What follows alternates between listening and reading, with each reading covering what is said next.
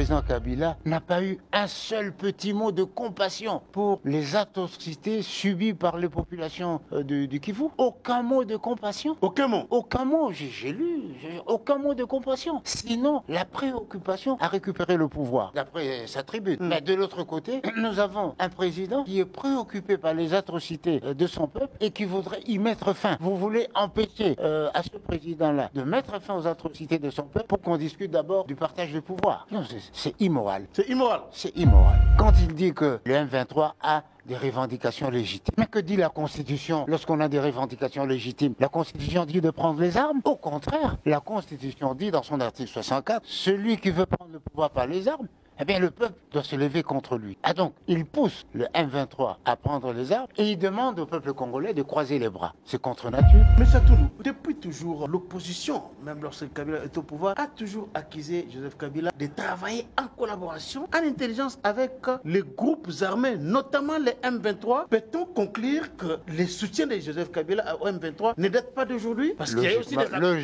Logiquement, c'est le temps qui nous révèle les liens profonds qu'il y a entre le président Kabila et le M23. Et il a dit dans sa tribune. Le président Tshisekedi a clairement que l'AFC c'est Kabila. Est-ce qu'au regard de cette sortie médiatique de l'ancien président, pouvez-vous confirmer aussi à votre manière que le président avait raison de dire ce qu'il avait dit? Je constate que le président Tshisekedi avait raison et qu'il y a des connexions sérieuses entre le président, son prédécesseur, et l'AFC et le M23. Mais on fait de l'analyse géopolitique. Il faut le savoir. Il ne faut pas se cacher la vérité, ni par pudeur, ni par respect humain. La vérité, c'est que l'AFC, le M23 et tous ceux qui le soutiennent œuvrent sous la responsabilité de Kagame et du Rwanda. Les autres qui veulent reconquérir l'indépendance de la République œuvrent sous la roulette du président Tshisekedi. Alors, nous nous trouvons entre le camp de la patrie et le camp des Ganelons. Il faut choisir. Les camps du partage du pouvoir auquel vous faites allusion, incarné par Joseph Kabila, dans son discours, Kabila n'a pas parlé du partage du pouvoir, M. Atondo. Il a parlé des revendications légitimes du M23. Il faut avoir une lecture métaphysique de ce que vous voyez. C'est ce que cela signifie. Parce que, bon, revendication légitime, illégitime,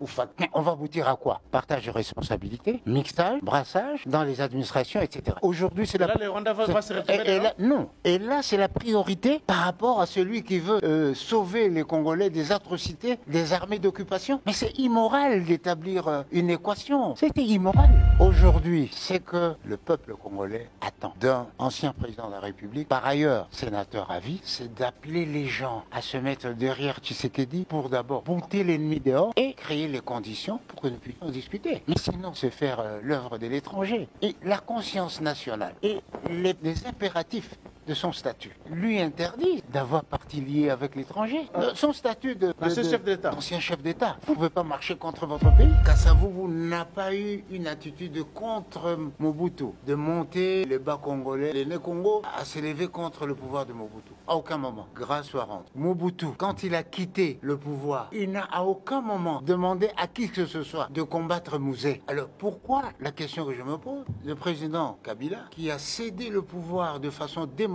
à la suite de la victoire du président Tshisekedi, pourquoi n'attend-il pas la fin du mandat du président de la République pour se remettre dans le jeu? Pourquoi veut-il casser, remplacer un pouvoir démocratique par un pouvoir despotique? Despotique de type FPR. Et donc vous pensez que Kabila aujourd'hui est en train je ne pense rien. Je vous dis de préparer un coup d'État pour arrêter le mandat de Tshisekedi? Jésus a dit, si vous avez des yeux, il faut voir. Si vous avez des oreilles, il faut entendre.